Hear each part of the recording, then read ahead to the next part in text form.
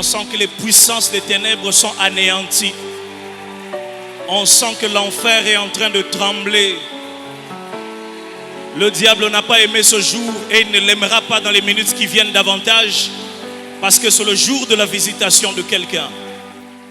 Merci Saint-Esprit, merci Seigneur Jésus pour ta présence au milieu de nous. Glorifie-toi à tout point de vue, au nom de Jésus. Amen. Que le Seigneur soit glorifié, que le Seigneur soit béni. Alors je ne vais pas vraiment casser cette atmosphère de prière, donc on va prêcher, exhorter pendant quelques minutes juste, et après on va encore couler davantage dans cette onction de prière qui nous accompagne déjà. Un grand merci à notre pasteur qui nous renouvelle sa confiance pour que nous puissions à sa place sur son autel pouvoir apporter la parole également ce soir, après avoir déjà eu le privilège et la responsabilité d'être là hier.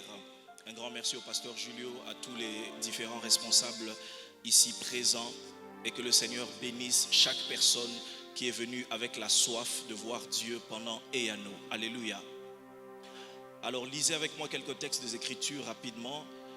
Le tout premier des textes qu'on va lire sera dans Luc chapitre 22e.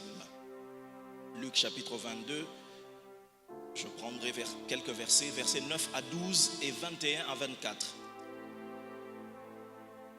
9 à 12 et 21 à 24, c'est dans les commentaires que je vais essayer d'expliquer pourquoi j'évoque ce texte.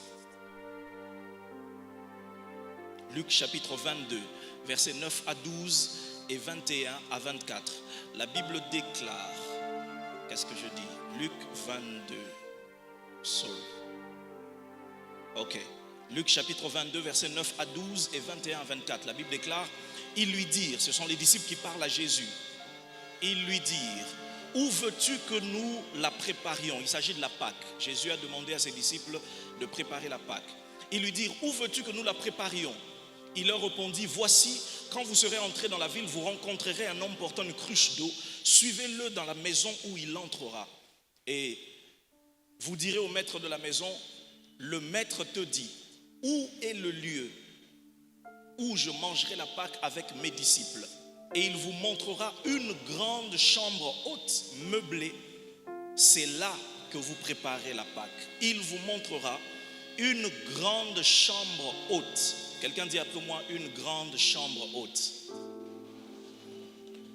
Versets 21 à 24, toujours du même texte de Luc, chapitre 22, la Bible déclare, toujours, on est maintenant dans la chambre haute parmi les choses qui se passent. Jésus parle, il dit, cependant, voici la main de celui qui me livre est avec moi à cette table. Le Fils de l'homme s'en va, selon ce qui est déterminé, mais malheur à l'homme par qui il est livré. Et ils commencèrent à se demander les uns aux autres qui était celui d'entre eux qui ferait cela. Il se leva aussi parmi les apôtres une contestation, lequel d'entre eux devait être estimé le plus grand. Prenons le deuxième texte, Matthieu, chapitre 22e. Ça va vous rappeler des souvenirs, ce texte. Matthieu, chapitre 22, versets 1 à 11. Vous allez voir, ça va vous rappeler beaucoup de choses. En fait, c'est l'équivalent du texte qu'on a lu hier dans Luc, l'équivalent de la parabole du festin. On va lire cette fois-ci dans Matthieu, parce qu'il y a un détail que Matthieu donne qui va nous servir aujourd'hui. Matthieu chapitre 22, versets 1 à 11. Jésus, prenant la parole, leur parla de nouveau en parabole et dit, le royaume des cieux est semblable à un roi qui fit des noces pour son fils. Il envoya ses serviteurs appeler ceux qui étaient invités aux noces, mais ils ne voulurent pas venir. Il envoya encore d'autres serviteurs en disant, dites aux conviés, voici, j'ai préparé mon festin, mes bœufs et mes bêtes grasses sont tués, tout est prêt, venez aux noces. Mais sans s'inquiéter de l'invitation, ils s'en allèrent. Voici, celui-ci a son champ plutôt, celui-là a son trafic. Et les autres se saisirent des serviteurs. Est-ce qu'on peut m'aider? J'ai l'impression d'avoir un écho qui me dérange un tout petit peu, merci. Verset 6e, et les autres se saisirent des serviteurs, les outragèrent et les tuèrent. Le roi fut irrité, il envoya ses troupes, fit périr ses meurtriers et brûla leur ville.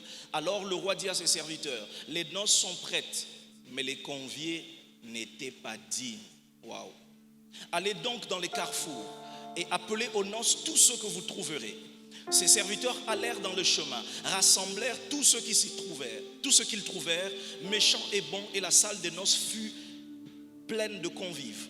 Le roi entra pour voir ceux qui étaient à table, et il aperçut là un homme qui n'avait pas revêtu un habit de noces. Il lui dit: mon ami, comment es-tu entré ici sans avoir un habit de noces? Cet homme eut la bouche fermée. Alors le roi dit au serviteur: liez-lui le pied et les mains, jetez-le dans les ténèbres du dehors, où il y aura des pleurs et des grincements de dents. Dernier texte, Actes des Apôtres, chapitre 1er, seulement versets 13 et 14. Acte 1, 13 et 14. Quand ils furent arrivés, ils montèrent dans la chambre haute où ils se tenaient d'ordinaire. C'était Pierre, Jean, Jacques, André, Philippe, Thomas, Barthélemy, Matthieu, Jacques fils d'Alphée, Simon le Zélote et Jude fils de Jacques. Tous d'un commun accord persévéraient dans la prière avec les femmes et Marie, mère de Jésus, et avec les frères de Jésus. Quelqu'un m'aide à dire amen. Retour à la chambre haute. Alors, comme j'ai commencé à le partager hier par la grâce du Seigneur, je n'ai pas reçu, je vais dire, la permission ou l'autorisation ou l'aval du Seigneur d'entrer vraiment dans le contenu de la chambre haute, de parler vraiment de ce qu'on reçoit de la chambre haute. Je crois que durant les 14 jours, avec les multiples sessions que nous avons, Dieu permettra que nous puissions recevoir des messages qui vont nous parler vraiment de ce que produit le retour à la chambre haute. Alléluia. Ma mission à moi, puisque je veux être fidèle, trouver fidèle, comme je pense l'avoir été hier, c'est de pouvoir préparer le chemin pour ce que Dieu est en train de nous envoyer. Et hier, se basant sur le texte, l'équivalent du texte qu'on a lu dans Matthieu, dans Luc, nous avons parlé de l'invitation à la chambre haute. Quelqu'un était-il hier? Nous avons parlé de l'invitation à la chambre haute. Qui est invité finalement à la chambre haute? Nous avons vu, je ne vais pas y revenir, 8 types de personnes calqués sur le modèle des disciples qui étaient sur la chambre haute, des apôtres, pour comprendre 8 types de personnes qui sont concernées par la chambre haute et qui sont appelées donc à retourner dans la chambre haute aujourd'hui encore dans la prière. Alléluia. Et j'aimerais commencer par là où j'ai fini hier afin de donner la petite portion d'aujourd'hui pour que nous puissions prier. Mes frères et sœurs, comme on l'a vu dans la parabole de Matthieu chapitre 22, verset 1er jusqu'au verset 11, le Seigneur Jésus parle d'une parabole où le maître a organisé un festin. Tout était prêt, tout était bien apprêté. Vous savez, lorsqu'on organise un festin, je le disais hier, celui qui invite se rassure d'avoir préparé tous les éléments. Tous les détails doivent être là. On sait comment accueillir les invités. On sait à quelle place ils doivent s'asseoir. On a nettoyé l'endroit. On a prévu ce qu'il faut pour leur repas. On a prévu tout ce qu'il faut pour qu'ils soient vraiment dans les conditions meilleures. Mais dans cette parabole triste, les personnes qui étaient conviées initialement à ce festin n'ont pas répondu à l'invitation du maître alors que tout était prêt. Et nous avons compris, mes frères et sœurs, qu'il ne suffit pas d'être convié par le maître à prendre part à ce qu'il a préparé. Encore faut-il que les personnes qui sont invitées soient disponibles et répondent à l'invitation du maître. Quelqu'un est-il avec moi? Et il est donc possible, mes frères, que pendant ces 14 jours, Dieu ait tellement préparé des choses, mais le problème n'est jamais au niveau de Dieu, le problème est au niveau de ceux à qui il a lancé l'invitation. C'est pourquoi hier, nous avons tenté de clarifier qui est invité, afin que personne ne se dise « je ne savais pas que c'était moi qu'on visait ». Afin que dans les catégories qui sont énumérées, que chacun regarde et se dise si réellement ces 14 jours lui étaient destinés. Vous savez, un jour, Jacob, voyageant, en fuyant la colère de son frère, il arrive quelque part à Bethel, qui s'appelait Luz à l'époque. Il se couche, il met une pierre, il voit des signes miraculeux, il voit une échelle, les anges descendre et monter. Lorsqu'il se réveille, il dit, ce lieu est redoutable, c'est ici la maison de Dieu. Et il dit une phrase, il dit, l'Éternel était ici et Je ne le savais pas. L'Éternel était ici, mais je l'ignorais. Je passais comme si c'était un endroit normal. Je passais comme si c'était quelque chose d'indifférent. Mais Dieu était ici. Pourquoi? Parce qu'il ne le savait pas. C'est la raison pour laquelle, mes frères et sœurs, dès le début de Yano, j'ai la charge de vous dire de la part du Seigneur, Dieu est là dans ce programme. Ne passez pas les 14 jours en train de vous dire « Oh, je crois que c'est Yano, c'était pour moi ». Je vous le dis déjà dès le départ, c'était Yano, c'est pour vous. Je vous le dis déjà dès le départ, c'était Yano ne va pas finir sans miracle. D'ailleurs, je prie et je crois que même ce soir, nous allons expérimenter des miracles par la puissance du Dieu vivant. Est-ce que je suis en train de parler à quelqu'un? Il dit Dieu était ici et je ne le savais pas. Invité aux noces, mais incapable de jouir de ce qui est préparé. Et il y a plusieurs types de personnes qui sont invitées à ce festin. Parce que Dieu, mes frères et sœurs, n'invite jamais la personne qu'il désire voir dans sa présence sans avoir préparé tout ce qu'il faut pour cette personne. Il a commencé cette manière de faire depuis le début. Lorsqu'il veut créer l'homme à son image et à sa ressemblance, il le crée à son image. La Bible déclare qu'il le place dans un jardin. Mais d'où venait le jardin? Il avait déjà créé le jardin depuis avant la création de l'homme. Parce que Dieu, avant d'inviter l'homme dans sa présence, il prépare toujours le cadre qu'il faut afin que la personne qui répond à son invitation trouve que toutes choses ont été déjà préparées. Je suis en train d'annoncer à quelqu'un pendant cet Eyano, toi tu as commencé Eyano hier, Dieu ne l'a pas commencé hier. Oh my goodness, je ne sais pas si je parle à quelqu'un. Parce que pour celui qui organise la fête ne commence pas le samedi à 18h. Non, s'il vous dit que la fête c'est samedi à 18h, pour l'organisateur la fête a commencé il y a 6 mois. Oh, je ne sais pas si je parle à quelqu'un. Pour nous tous peut-être, Eyano a commencé hier, mais pour le pasteur Jules qui a la coordination, ça n'a pas commencé hier, ça a commencé des mois avant. Il fallait mettre des affiches, il fallait mettre des panneaux. Pour celui qui organise, il y a toujours une longueur d'avance et l'organisateur est celui qui s'assoit et qui attend les invités. My goodness. J'aimerais te dire que pendant que tu es en train de venir pendant ce programme, Dieu t'attendait déjà et il savait que tu serais en train de venir. Pasteur Jules, la bonne nouvelle avec les invitations, c'est que quand on sait que tu es ciblé dans l'invitation, celui qui t'invite normalement, il se renseigne sur qu'est-ce que tu vas consommer. Il se renseigne, il prépare ça, il met déjà dans un frigo et il attend juste que les invités arrivent. Je suis venu dire à quelqu'un, Dieu a fait une provision de bonté, des miracles, oh mon Dieu, est-ce que je suis en train de parler à quelqu'un? Il a fait une provision des choses qu'il a réservées à côté en entendant que tu arrives. Ce programme est un lieu de rencontre entre le Dieu qui a tout préparé et l'homme qui va être surpris.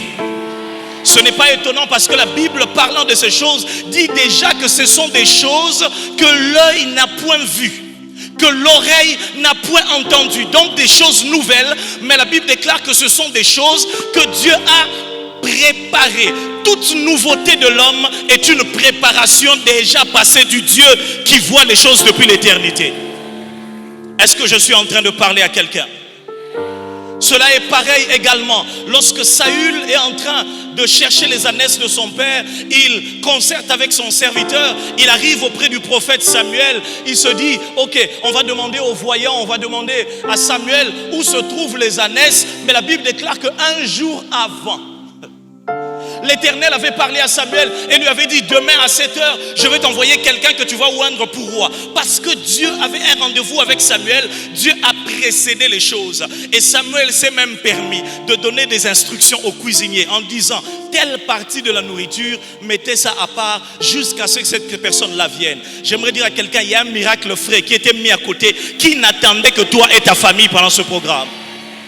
Est-ce que je suis en train de parler à quelqu'un? Mais mes frères et sœurs, ces hommes ont raté l'invitation et le maître a envoyé ses serviteurs à l'extérieur aller chercher ceux qui étaient disponibles. Parce que lorsque ceux qui doivent recevoir la chose ne sont pas disponibles, Dieu regarde ceux qui peuvent avoir le cœur libre, appliqué pour recevoir les choses qu'il veut qu'ils reçoivent. Et les serviteurs vont dans les rues, ils vont prendre les boiteux, ils vont prendre toutes ces personnes-là et les faire rentrer dans le festin afin de jouir de ce que Dieu a préparé pour eux. Mais si hier j'ai lu le même texte dans Matthieu, dans Luc plutôt, aujourd'hui j'ai préféré le lire dans Matthieu parce que Matthieu, lorsqu'il parle de cette parabole, il introduit un petit détail que Luc n'a pas repris et qui va nous aider pour ce soir. Matthieu en effet ajoute au verset 12 que lorsque la salle a été finalement remplie par d'autres personnes qui avaient été prises, lorsque le roi fait son entrée et que le repas est sur le point d'être servi, le roi a constaté qu'il y avait un homme qui était entré, qui était dans la fête, qui était dans le festin, mais qui n'était pas habillé avec un habit de noces.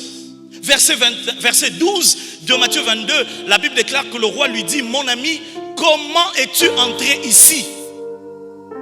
Ça va être ça un peu la pensée autour de laquelle je vais tourner. Comment es-tu entré ici? Normalement, le maître ne conteste pas la présence de cette personne dans le festin parce que c'est de lui que vient l'ordre de chercher les personnes qui étaient au dehors, même sans invitation au préalable. Ce que le maître est en train de dire, c'est vrai que j'étais pris alors que tu n'étais pas qualifié. C'est vrai que je t'ai fait appeler pour jouir de ce que j'ai préparé. Mais tu ne peux pas entrer dans la salle du festin pour jouir de ce que j'ai préparé tel que tu es habillé. En d'autres termes, le maître est en train de dire à cet homme: tu es venu au bon endroit, tu as répondu à l'invitation, mieux que ceux qui ont décliné l'invitation, mais place au yé, bayaka bongote. Est-ce que quelqu'un est avec moi ce soir? Il est en train de dire à cet homme: oyé, place à bien. Mais où est ton habit de noces? Et il a tout de suite remarqué, ça veut dire que quand il a regardé les autres, il voyait clairement les habits de noces partout. Et il a vu quelqu'un qui se distinguait en ce qu'il ne portait pas d'habit de noces. Il dit: non, c'est pas possible. Peut-être qu'on t'a pris à l'improviste, mais je suis sûr que le service est organisé de telle sorte qu'il y ait quelqu'un qui donne les habits de noces à l'entrée. Comment tu t'es retrouvé ici sans avoir les habits de noces?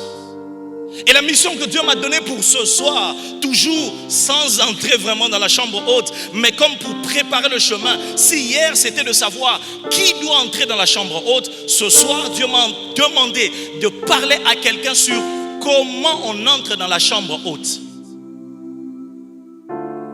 Ici, il ne s'agit plus de qui, parce que le Seigneur lui-même l'avait appelé. Il a dit à ses serviteurs: prenez tout ce que vous allez trouver.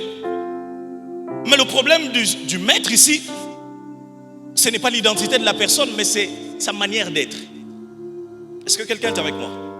Il lui dit: tu es venu au bon endroit, mais Papa Boédé, tu n'es pas venu d'une manière qui te qualifie à rester et à bénéficier de ce que j'ai préparé.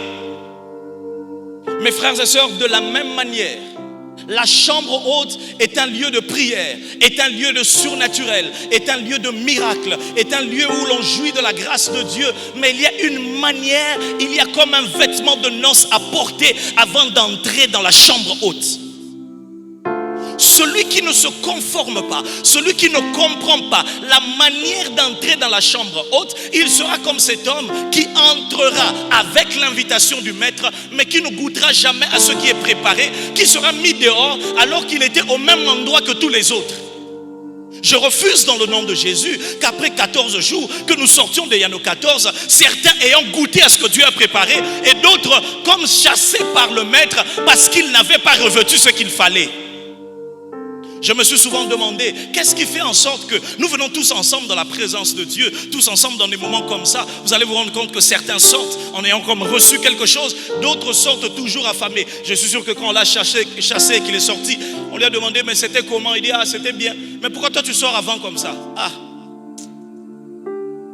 là, bon, c'était comment le repas?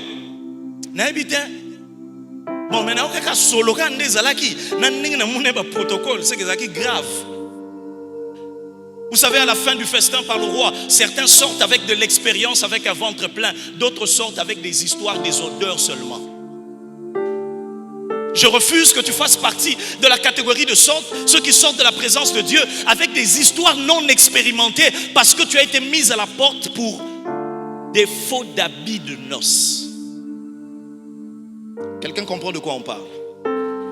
Ainsi, comme je le disais, je n'entre pas dans le vif, mais cela te permettra de porter l'habit qu'il faudra pour le 3e jour, pour le 4e jour et jusqu'au 14e jour, afin que tu reçoives de Dieu ce que tu dois recevoir. Quelqu'un me donne un bon amen.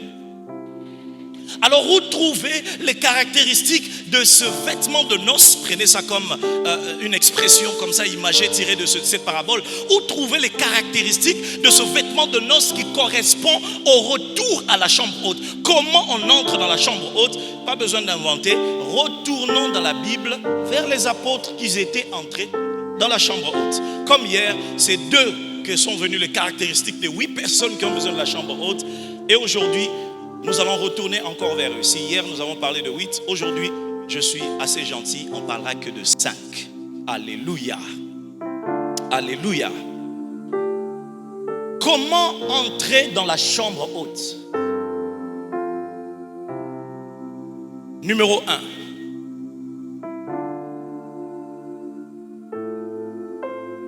Il faut entrer dans la chambre haute dans le secret. Dans le secret. Dans le secret. La Bible déclare, Actes des Apôtres chapitre 1er, 14, 15, que lorsqu'ils retournent à Jérusalem, après avoir assisté à l'ascension de Jésus, et les anges qui leur sont apparus pour leur dire que c'est Jésus qui est parti reviendra de la même manière, ils se sont retournés à Jérusalem, ils sont entrés dans la chambre haute où ils se tenaient d'ordinaire. Mes frères et sœurs, dans l'histoire, jusqu'à même à aujourd'hui, et même l'expression, on peut le montrer clairement, l'on parle de retour à la chambre haute. Et puisqu'il s'agit d'une chambre haute, il ne s'agit donc pas d'un espace ouvert, mais d'un espace fermé. La chambre n'est pas un espace ouvert. D'ailleurs, le terme chambre dans la construction aujourd'hui renvoie à même un espace beaucoup plus fermé que toutes les autres pièces de la maison. Est-ce que quelqu'un est avec moi? Parce que si le salon peut être fermé, la chambre est encore beaucoup plus fermée que le salon, que la pièce principale. Mes frères et sœurs, ce que nous sommes en train de faire, ce que le Seigneur nous demande de faire, c'est un retour dans la chambre haute, c'est-à-dire un retour vers Dieu dans le secret. L'habit qu'il faut porter afin de se rassurer, de jouir de ce que Dieu a préparé dans la chambre haute, ça s'appelle d'abord le secret. Vous ne pouvez pas espérer obtenir de Dieu dans un espace fermé des choses alors que vous ne vivez pas dans le secret de Dieu. Cela veut dire, mes frères et sœurs, que celui qui vient à la chambre haute doit se rassurer de tuer, d'assassiner, de démolir, d'en finir complètement avec le besoin d'être vu des hommes et de se tourner complètement et uniquement vers Dieu. Il vous faudra faire un choix pendant ces 14 jours. Vous voulez que Dieu vous voie ou bien vous voulez que les gens voient que vous jeûnez? Vous devez faire un choix pendant ces 14 jours. Vous voulez que Dieu vous voie ou vous voulez que les autres puissent voir? Mais Jésus dit ces choses clairement dans Matthieu 6, verset 1er, que ne gardez-vous de pratiquer votre justice devant les hommes pour en être vu. Pourquoi? Parce que celui qui pratique sa justice, celui qui prie pour être vu des hommes, doit considérer qu'il a déjà reçu sa récompense. Mes frères et sœurs, nous ne jeûnons pas 14 jours pour jeûner 14 jours. Nous jeûnons pendant 14 jours dans le secret. Est-ce que quelqu'un est avec moi? Si vous brisez le secret, vous n'êtes plus dans la chambre haute. Peut-être dans un terrain de football que vous appelez terrain haut. Mais ce n'est certainement pas une chambre dans laquelle tout a accès. L'une des caractéristiques d'une chambre, c'est que l'accès est restreint. L'accès est limité. Tout le monde n'y entre pas. C'est-à-dire que celui qui veut se préparer à accéder et à vivre des choses dans la chambre haute doit être prêt à mettre certaines choses dehors et à se rester seul devant Dieu. Est-ce que je suis en train de parler à quelqu'un ce soir? Vous ne pouvez pas être dans la chambre haute et tout emporter dedans. Ça n'existe pas. Vous devez laisser certaines choses dehors. Ils ont quitté la montagne des Oliviers, ils sont venus à Jérusalem, ils sont tout de suite entrés. Les gens ne savaient même pas, ils viennent d'où, ils sont où. Pendant 10 jours, ils étaient enfermés. Personne ne savait où ils étaient. Personne ne s'en souciait. Peut-être qu'ils ont donné juste des informations à leur famille pour dire qu'ils étaient enfermés quelque part et qu'on ne les recherche pas. Mais certainement des amis ont posé des questions. Certainement, mes frères et sœurs, être trop visible devant les hommes nous abaisse spirituellement. Il est important, lorsqu'on veut monter de niveau, de diminuer un peu la fréquence de la visibilité et d'augmenter le secret.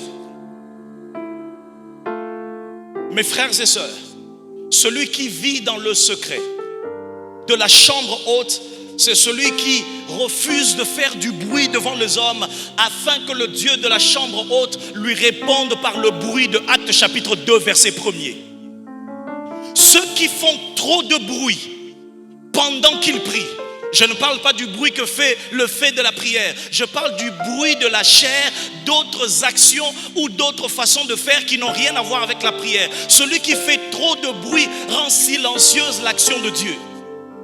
Mais celui qui sait chercher Dieu dans le secret de la chambre haute, quand Dieu l'exaucera, ce ne sera jamais dans le secret. Quand Dieu l'exaucera, ce sera tout à coup. Il vint du ciel, un bruit comme celui d'un vent impétueux, au point que les gens qui étaient au loin ont accouru pour dire « Qu'est-ce qui se passe ici ?» Bien souvent, ceux qui ne crient pas et qui se restent focalisés sur Dieu attirent plus de la part de Dieu que ceux qui font du bruit. Il est temps, mes frères et sœurs, que nous nous taisions, que nous parlions beaucoup devant Dieu et que Dieu lui-même à notre place fasse beaucoup de bruit afin d'attirer les choses vers nous. Deuxième chose, parce qu'il faut qu'on aille prier. Comment on entre dans la chambre haute? Avant de donner cette deuxième chose, permettez-moi de faire en 1 minute une petite explication en détour sur Luc chapitre 22 que nous avons lu. Peut-être que vous vous demandez pourquoi que fait ce texte alors qu'on parle de chambre haute. Je vous lis expressément Luc 22, 9 à 12. Lorsque Jésus était sur le point de préparer la dernière Pâque avant qu'il ne parte, il a dit à ses disciples de lui chercher un endroit où le maître allait préparer la Pâque. Et il leur a donné des indications.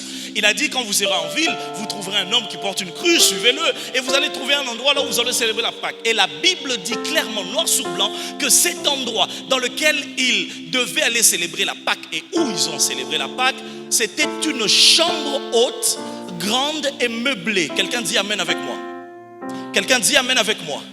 Ce qui veut dire, mes frères et sœurs, que lorsque nous lisons Actes chapitre 1er, verset 14 et verset 13, verset 14, ce n'était pas donc la première fois que les disciples de Jésus se retrouvent dans une chambre haute autour de Jésus. Quelqu'un dit avec moi? Actes des apôtres n'est pas le premier épisode dans lequel les apôtres se trouvent dans une chambre haute. Luc 22 nous montre qu'ils se trouvaient déjà dans une chambre haute avec Jésus. Que se passe-t-il dans Luc chapitre 22? Voici la chronologie des événements de Luc chapitre 22. Je vais mélanger un peu avec Matthieu chapitre 26 qui complète certains éléments. D'abord, Jésus va dans la maison de Simon le lépreux. Il va dans cette maison là où la femme prostituée vient jeter son parfum de grand prix à ses pieds et essuyer ses pieds avec. Ce qui se passe avec cet événement, pourquoi c'est important? C'est parce que cet événement va emmener au paroxysme la frustration de Judas. Judas est frustré. Pourquoi Jésus a permis le gaspillage d'un parfum de si grand prix? Et ça va motiver Judas, parce que tout de suite après, la Bible déclare que Judas s'en est allé chercher les principaux sacrificateurs et les scribes pour leur proposer le marché de comment vendre Jésus. Quelqu'un est-il avec moi? Lorsqu'il planifie cela, la Bible déclare, toujours la chronologie de Luc chapitre 22, Jésus demande à ses disciples d'aller trouver la chambre haute où ils ont célébré la Pâque. Ils trouvent la chambre haute. C'est dans la chambre haute qu'il va se passer quelques grands événements que nous connaissons des évangiles de la foi chrétienne. Numéro 1, Jésus réitère le fait pour la dernière fois qu'il est en train d'être livré et de mourir. Suivez-moi, on est en train d'arriver quelque part. Quelqu'un est avec moi? Il faut aimer la Bible, il faut aimer la Bible, il faut aimer la Bible. Quelqu'un balance sa main, quelqu'un balance sa main. Quelqu'un balance sa main, il faut aimer la Bible, il faut aimer la Bible.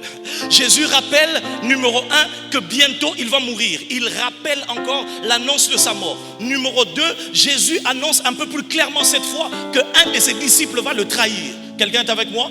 Il dit même, celui qui trempe le morceau avec moi, c'est celui-là qui me trahira. Et c'est là où Matthieu dit que Satan est entré en Judas. Même si Luc en parle un peu plus tôt. Satan entre en Judas et Judas va se retirer pour aller sacrifier Jésus. 3 événements qui se passent là. C'est que Pierre, par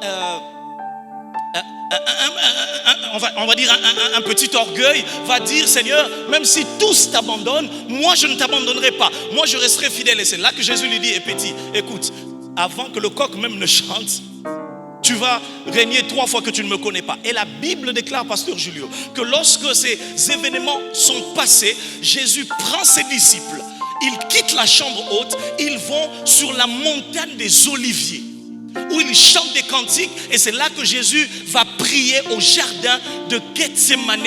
Et les disciples s'endorment pendant que Jésus prie. Suivez-moi très bien. Ils sont en train de s'endormir pendant que Jésus prie à la montagne des Oliviers. Et c'est là que Judas fait son apparition. On livre Jésus et la suite commence. Ça c'est Luc qui le dit dans Luc chapitre 22. C'est intéressant de savoir parce que c'est encore Luc qui est l'auteur des actes des apôtres.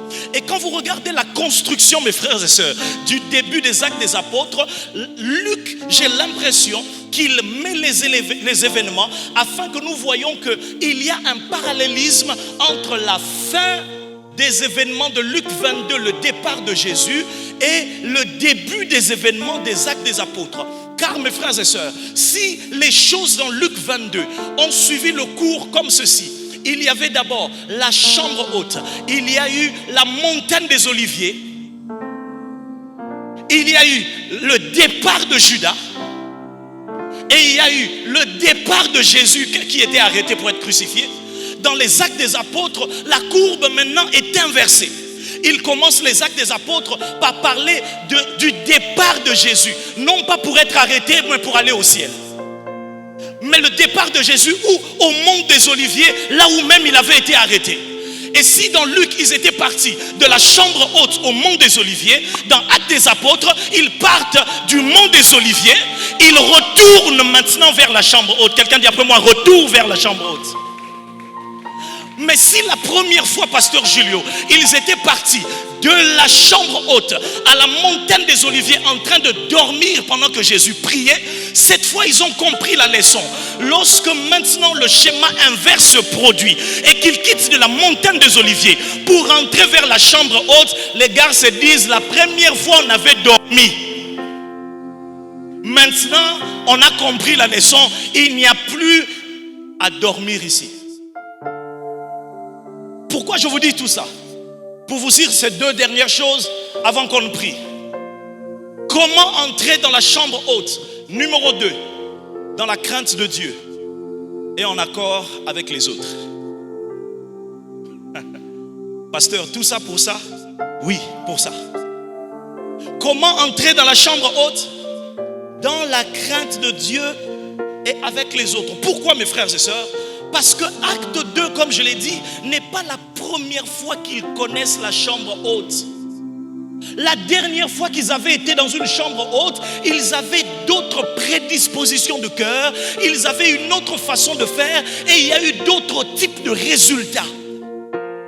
Dans Luc, vers la fin du ministère de Jésus, dans la chambre haute, il s'est passé qu'il y a eu un disciple qui a trahi, 2, un disciple orgueilleux qui se croyait supérieur aux autres, 3, Satan même s'est permis de posséder quelqu'un, d'influencer quelqu'un pendant qu'ils étaient là autour avec Jésus, dans une chambre haute. Quelqu'un dit après moi, ça aussi c'était dans une chambre haute. Mais dans Acte, cette fois, ils se retrouvent dans une autre chambre haute. Cette fois-là, il n'y a même pas eu d'espace pour le diable. Le Saint-Esprit a rempli toute la maison dans laquelle ils étaient. Qu'est-ce qui fait la différence entre la première chambre haute qui a engendré du point de vue humain des disciples une défaillance et la deuxième chambre haute qui a produit des résultats? C'est parce qu'entre les deux s'est installée la crainte de Dieu et l'accord avec les autres.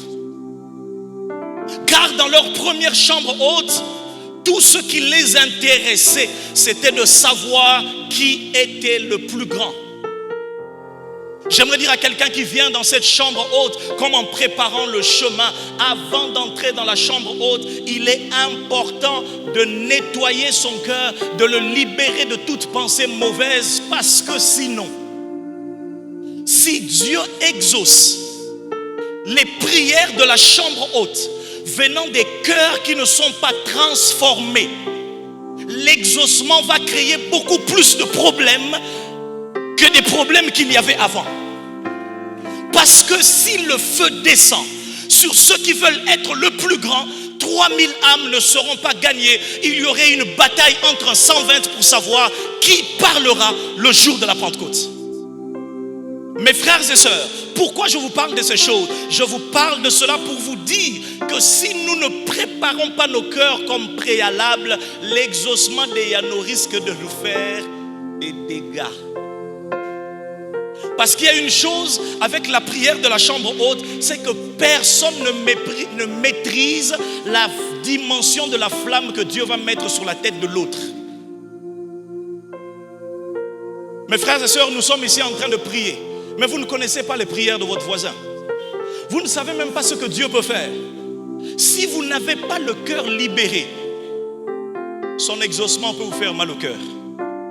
Je prie ce soir dans la vie de quelqu'un que Dieu libère ton cœur de tout ce qui peut t'empêcher de recevoir ce que tu dois recevoir, parce que les résultats de la chambre haute doivent se vivre dans la vie de quelqu'un.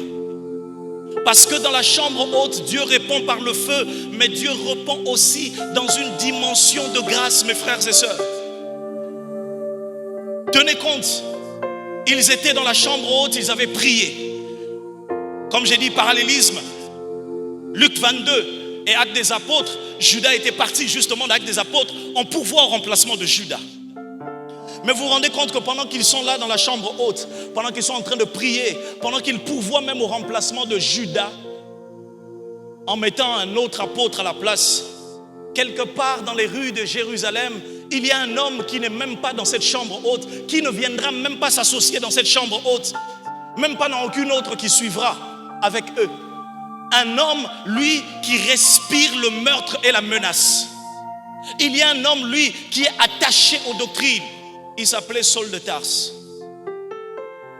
Il n'a jamais été dans la chambre haute. Mais le Nouveau Testament nous montre qu'il a été comme un plus grand exaucement de la chambre haute que certains même qui étaient dans la chambre haute.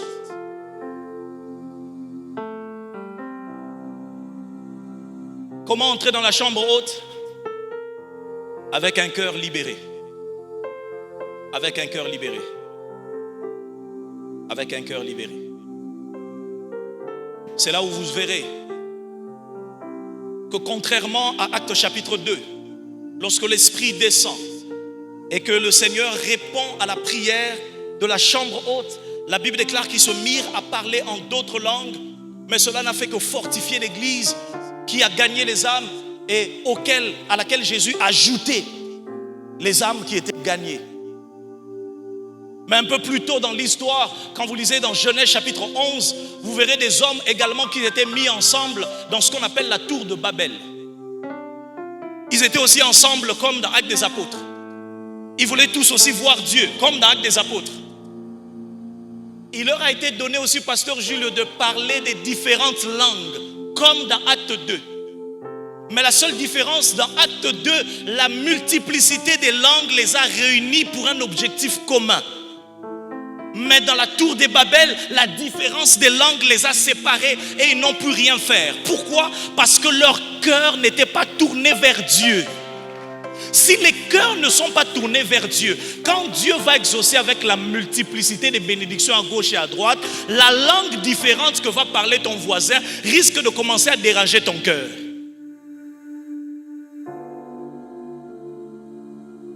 Comment entrer dans la chambre haute? Dernier point avant qu'on prie. Je serai allé loin.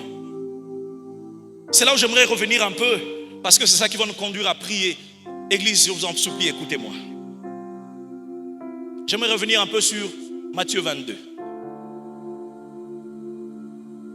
Le roi dit à cet homme-là, dans la parabole du festin, il dit, mon ami, comment es-tu entré ici sans avoir un habit de noces?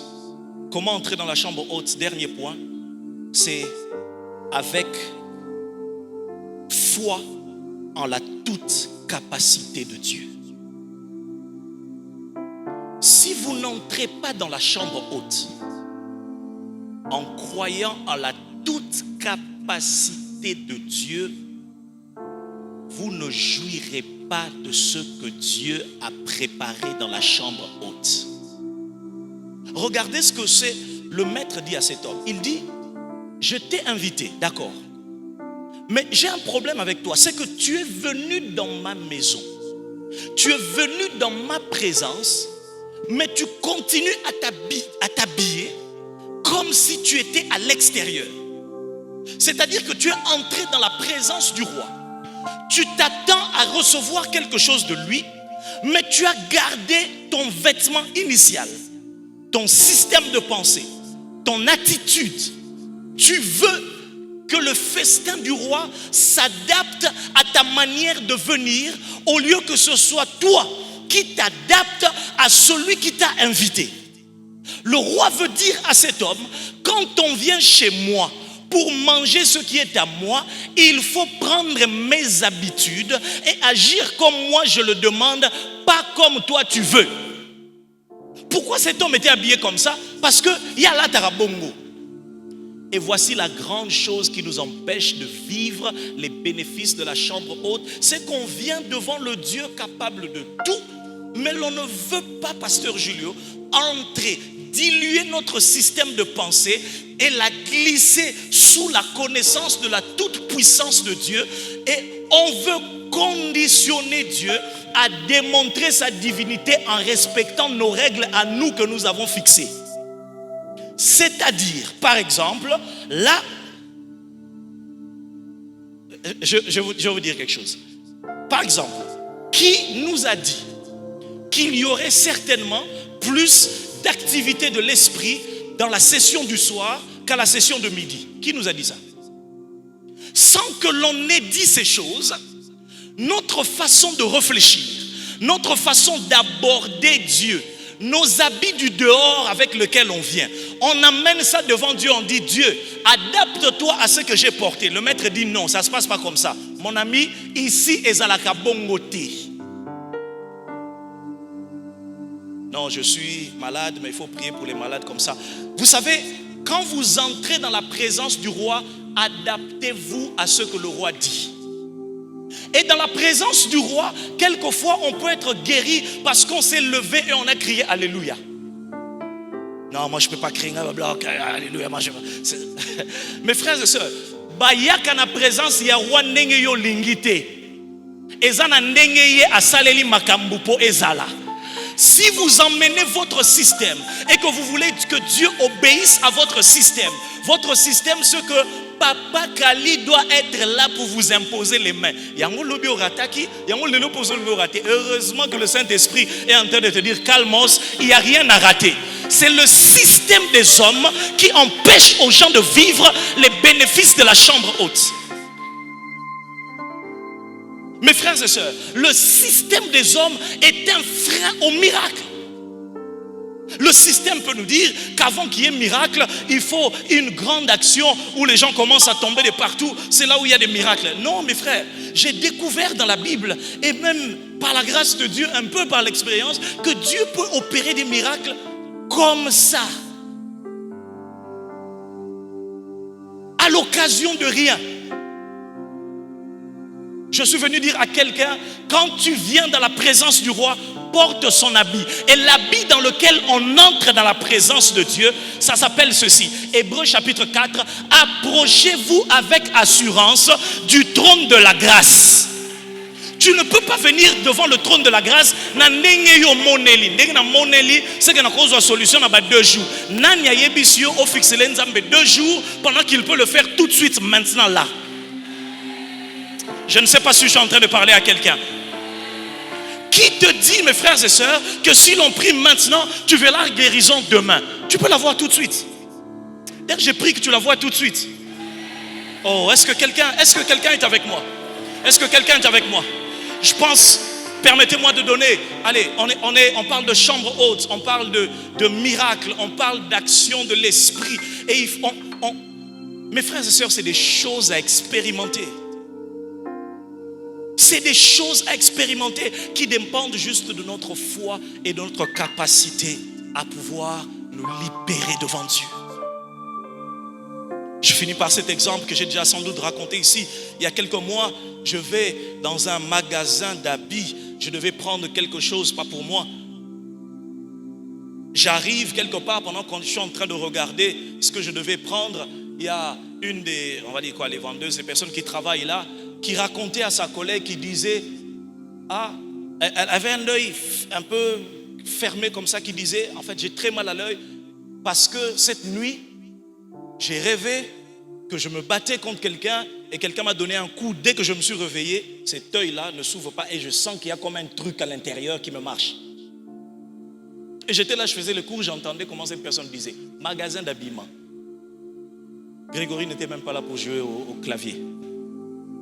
Mais dès qu'elle a dit ça, il y a cette chose-là, cette colère sainte-là qui est montée en moi. Et pendant le temps, et comme par hasard, elle s'est proposée de prendre mon panier et d'emmener jusqu'à la caisse. Pendant qu'on était en train d'aller vers la caisse, j'ai dit, Madame, permettez-moi, j'ai écouté votre conversation tout à l'heure. Est-ce que vous permettez que je prie pour vous? Est-ce que ça dérange? Non, ça ne dérange pas. C'est vrai que je suis catholique, mais il n'y a pas de problème. J'ai dit, ok, il n'y a pas de souci. J'ai levé la voix, j'ai dit, Seigneur, au nom de Jésus, je réprime cet esprit. Derrière ce mal, sur cet œil. Je déclare que cet œil s'ouvre maintenant au nom de Jésus. J'ai fini de prier. Elle avait l'œil toujours fermé. Mais elle me regardait genre... Et puis j'ai dit, accompagnez-moi jusqu'à la caisse. On est allé jusqu'à la caisse. À un moment, je l'ai lâché parce que je devais payer. Quand je paye, je finis, je prends les articles. Je fais un pas et 2 pas en avant. J'entends quelqu'un comme crier, qui dit, papa. Je regarde, son œil était totalement ouvert. Elle m'a dit, je ne comprends pas ce qui se passe. Ce qui se passe, c'est que le nom de Jésus ne doit pas être enfermé dans une boîte.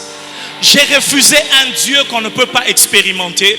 J'ai refusé un Dieu qu'on ne peut pas voir. J'ai refusé un Dieu qui s'enferme dans une boîte. J'ai refusé un Dieu qui ressemble à mon âge, à mon origine. Je crois en un Dieu capable de tout. Je dis à quelqu'un ce soir, pendant ces 14 jours, lata elamba ya kondima, lata elamba ya bikamwa, lata attitude ya femme à la perte de sang, lata attitude ya femme syrophénicienne, lata elamba ya Jairus, lata elamba ya ba homme de foi. La présence en Nzambe. Ne viens pas en entendant que Dieu fasse comme tu veux, mais viens en croyant que Dieu peut faire quelque chose. Quelqu'un peut-il acclamer le Seigneur là où il est? Est-ce qu'on peut se tenir debout parce qu'on va prier? Est-ce qu'on peut continuer à acclamer? Est-ce qu'on peut continuer à acclamer? Est-ce qu'on peut continuer à acclamer? Est-ce qu'on peut continuer à acclamer?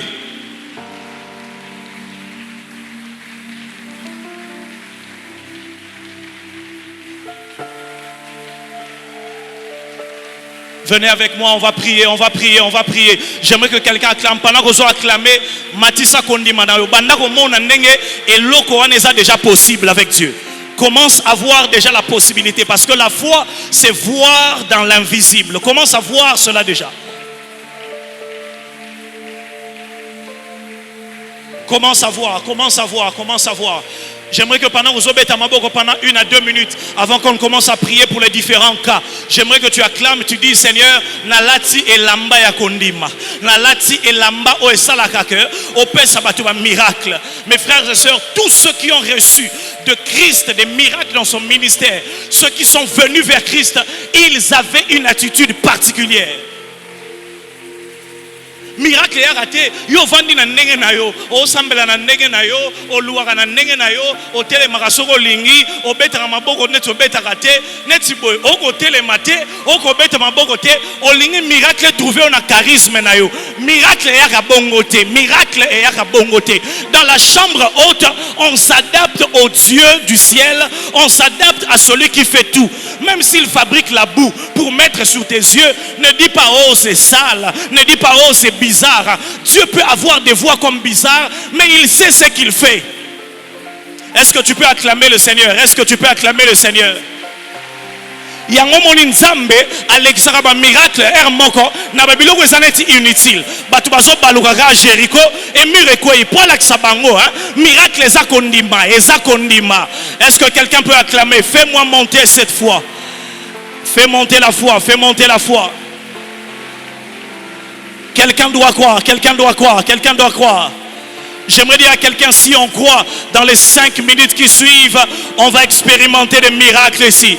J'ai dit on va expérimenter des miracles ici. J'ai dit on va expérimenter le Dieu de la chambre haute. On va expérimenter le Dieu de la chambre haute. On va expérimenter le Dieu de la chambre haute. Le Dieu de la chambre haute. On va expérimenter le Dieu de la chambre haute. On va expérimenter le Dieu de la chambre haute. Beta maboko matana présence en Zambé. Cette chose-là n'est pas impossible. Le roi lui a dit, comment tu es entré ici? Comment tu es entré ici? Comment tu viens à Eyano? Tu n'as pas la foi que Dieu peut changer les choses en une nuit. Comment tu viens à Eyano? Mais aux allons à niveau qu'on dit mawanate. Aux c'est la non, c'est quoi orateur en lobanini. Et ça makamba c'est la orateur te. Makambo ça déjà robé ba awa. Est-ce que je suis en train de parler à quelqu'un? Est-ce qu'on peut saturer ce lieu de foi? Est-ce qu'on peut saturer ce lieu d'une atmosphère de miracle? Rekita ramayanda rabaseke. Leki yazamanda. Ceux qui comprennent, comprennent déjà. Leka zata rabareke yebebebebebebebe. Luzi yamaka yazabraka yende rebebebebebebe. Leka yazubraka yamande rebe yende rebebebebe. Leka yazapataba yanda rabababa. Vous savez, Dieu est si miraculeux que même à la fin de cette prière, tu peux ouvrir ton téléphone et retrouver un SMS où on te dit demain viens commencer le travail. Je te parle du Dieu de la Bible, my goodness.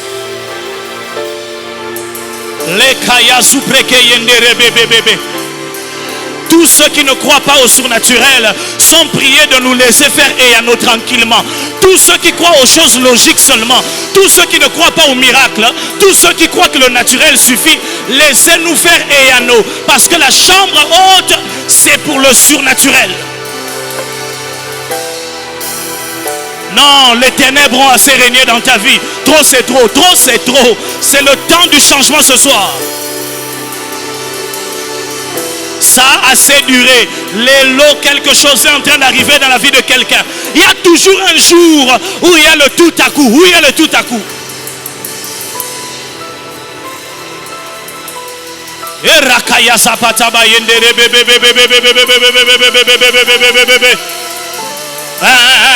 Oui, tu fais bien. Monte, monte, monte, monte, monte, monte.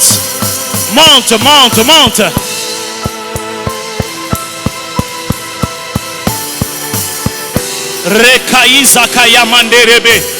Ce rendez-vous, j'aime, s'appelle Eyano. Ce rendez-vous s'appelle Eyano. Ça ne s'appelle pas explication. Ça ne s'appelle pas débrouiller. Ça s'appelle réponse. J'ai dit ça s'appelle réponse.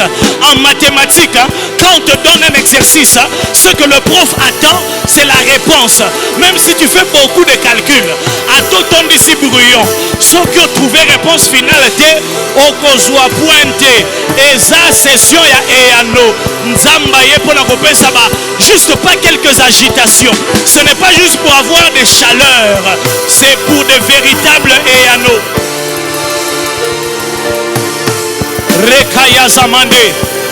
Gloire à Dieu si les gens tombent sous la puissance de l'esprit. Mais je ne suis pas venu pour que les gens tombent. Je suis venu pour qu'il y ait des Eyano. Je suis venu pour qu'il y ait des Eyano. Gloire à Dieu si les larmes coulent. Mais l'objectif, ce n'est pas que les larmes coulent. L'objectif, c'est qu'il y ait un Eyano concret, précis, direct, clair.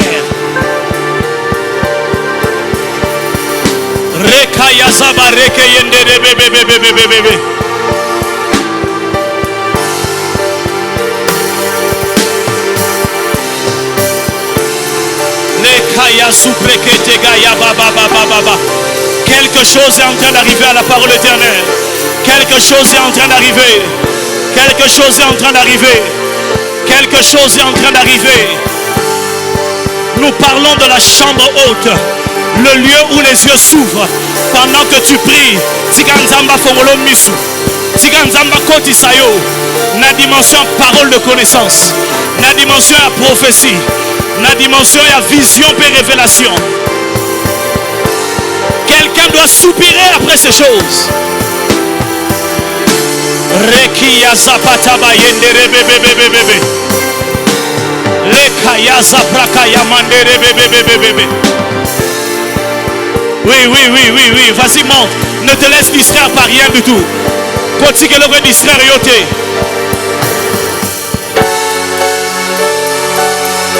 Pendant que nous sommes en train de prier, le Seigneur ouvre mes yeux. Je suis en train de voir là au premier balcon, là où je suis en train d'indiquer, il y a quelqu'un dans cette zone qui a un problème avec sa jambe gauche vers le bas. Il y a même une douleur que tu es en train de ressentir. Si tu es là, lève les mains. Je veux te voir de là où tu es. Lève les mains de là où tu es. Tu as un problème avec la jambe gauche. Tu es au premier balcon. Tu es au premier balcon. Lève les mains. Je prie que le Saint-Esprit te touche maintenant et que tu sois guéri. Et que tu sois guéri. Je libère la guérison. Que les os soient restaurés. Et si c'est ton cas, tu descendras. Parce qu'il faut que l'on certifie ce que Dieu est en train de faire. Il guérit les malades. Il donne du travail. Il fait taire les combats. Azanzambe bikamwa. Azanzambe bikamwa. Azanzambe bikamwa. Même la stérile enfante 7 fois. Même la stérile enfante 7 fois.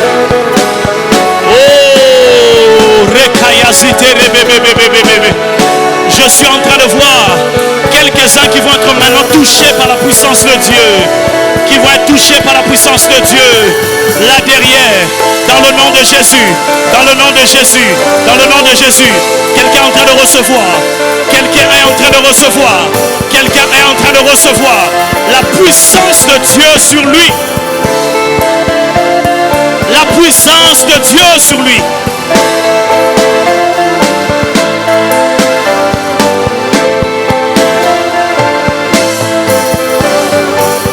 Pendant qu'on est en train de prier, tu es malade, tu as quelqu'un de malade, approche-toi ici devant. N'arrêtons pas de prier. L'eau est agitée. Il y a plus que Bethesda ici. Le Dieu de Papa Kali est vivant. Le Dieu de l'église et de la guérison divine. Tu as une tumeur, tu as un cancer, tu es diabétique, tu as des problèmes de cœur, tu as des problèmes de tension. Jésus-Christ a le nom le plus élevé. Je n'ai pas peur de tous ces noms. Je n'ai peur de aucun de ce nom. Je n'ai peur que du nom de Jésus. Je n'ai peur que du nom de Jésus. Tu as des maux de tête chroniques. Tu as des maux de tête chroniques. Dieu est en train de vouloir guérir plusieurs ce soir. Plusieurs ce soir.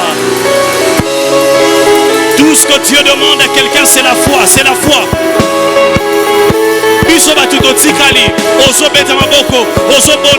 Par rapport à ton dossier impossible, Dieu est en train de faire quelque chose.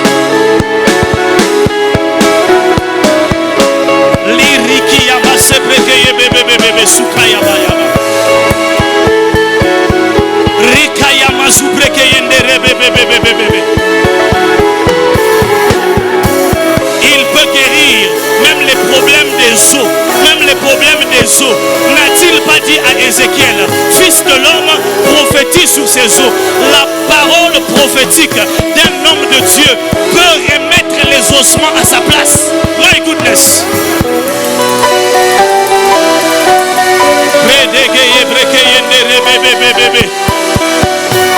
Nzamba bikamwa, Nzamba bikamwa, Nzamba bikamwa. Reke Yesu kayaba yende rebebebebebe sute. Reka ya zapata baba baba baba baba. Donnez-moi Dieu des miracles potentiels. Dieu des miracles. Dieu des miracles.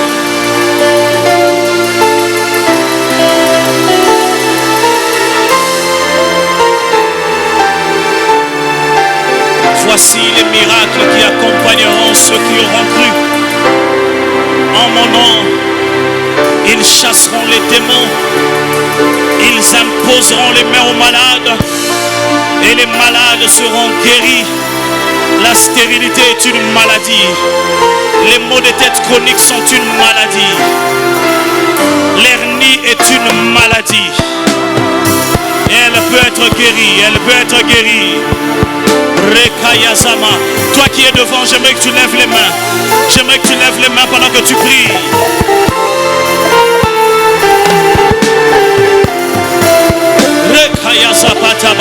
Est-ce qu'on peut le chanter une, deux fois?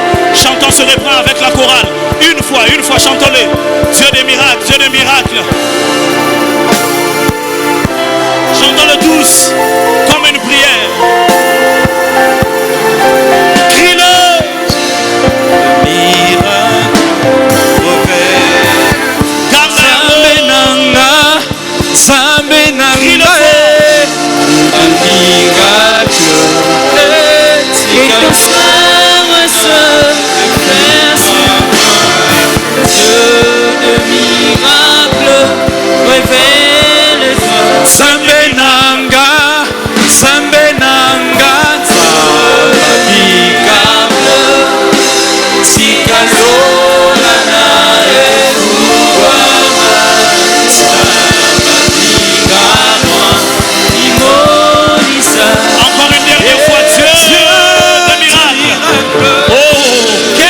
De Dieu.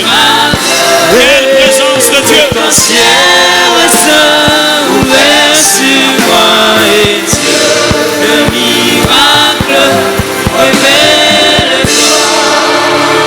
Garde tes mains levées. Garde tes mains levées. Père, dans le nom de Jésus, par tes meurtrissures à la croix, nous avons été guéris. Nous n'avons pas été guéris par la force de la voix du prédicateur. Nous sommes guéris par tes meurtrissures.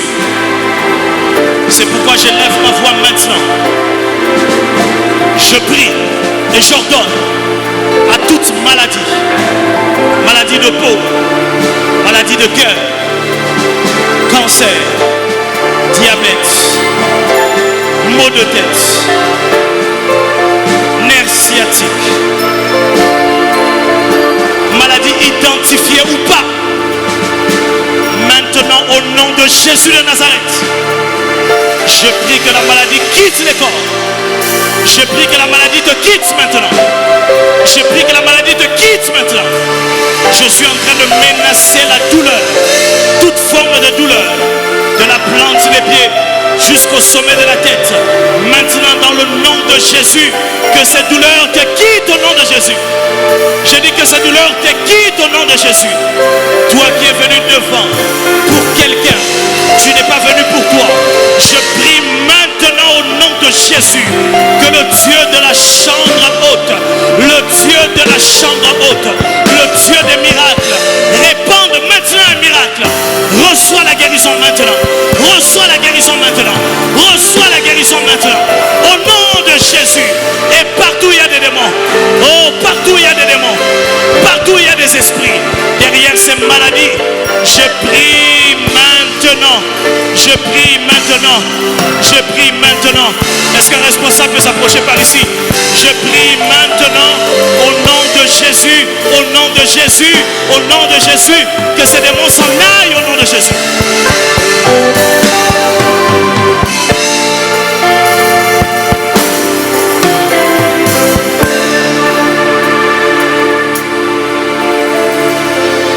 La musique va continuer en sourdine. J'aurai fini dans quelques secondes. J'aimerais juste qu'on laisse l'esprit faire ce qu'il est en train de faire. Je me demandais à ceux qui sont devant, si vous avez prié avec foi, imposez-vous la main là où vous avez mal. Si votre maladie est localisable, si elle n'est pas localisable, vous pouvez même mettre la main seulement soit sur le cœur, soit sur la tête. C'est pas grave. Mais si c'est une maladie localisable, mettez votre main là où vous avez mal. Exactement ça.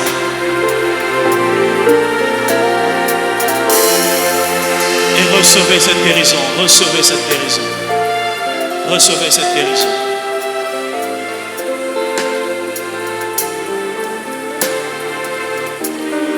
Alléluia.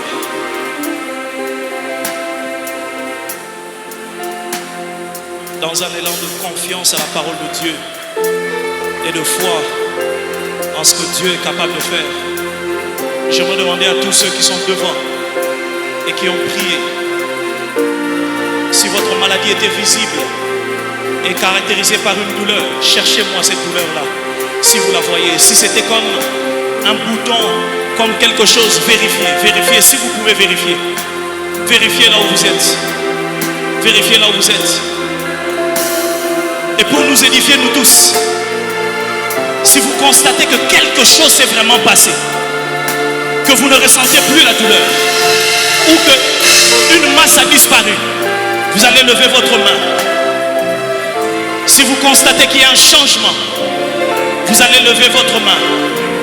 Je vois une main, une deuxième, une troisième, 4, 5, 6. Est-ce que l'église peut acclamer pour le Dieu qui est en train de guérir?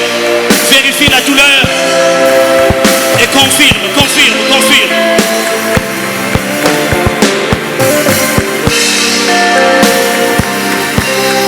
Il est le Dieu qui est capable de tout faire.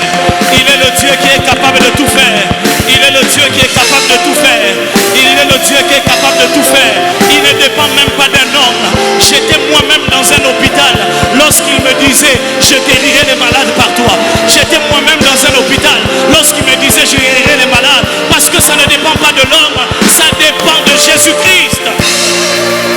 Je lève mes mains et je prie que tout celui qui a un cas compliqué, ce n'est peut-être pas une maladie, un dossier en famille, un problème de travail. Je prie pendant cet anneau que Dieu donne la solution à quelqu'un. Je prie que Dieu te donne un revêtement de foi, que tu viennes avec un habit de foi, que tu sois concerné par un anneau et que tu vives un habit de foi. Au nom de Jésus de Nazareth. Alléluia. Et j'aimerais pendant qu'on reprend le place, on le chante, car il est. On va chanter avec le peuple. Et digne de régner, l'agneau est souverain. Oui, nous élevons, nos voix pour l'insorer. Est-ce qu'on peut lever les mains et le chanter? On va le faire sans la chorale, mais juste tous ensemble. Oui, car il est glorieux et digne de régner.